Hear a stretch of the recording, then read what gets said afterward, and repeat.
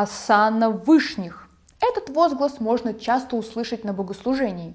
Кто-то слышит даже «Оксана в вишнях», но это совсем уже о другом. «Осанна» — это еврейское слово, которое сохраняется и в церковнославянских текстах. Оно выражает моление о помощи или уверенности в помощи. Вышний — это высочайший, горний, небесный.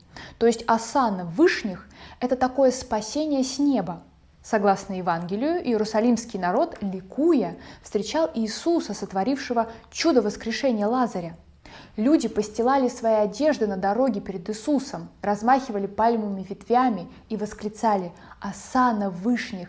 Благословен Царь грядущий во имя Господне!» Народ видел во Христе Спасителя. Осанна значит «спаси же». Осанна вышних также означает, что не только на земле и не только от людей, но и на небесах Христос воспевается небесными ангелами.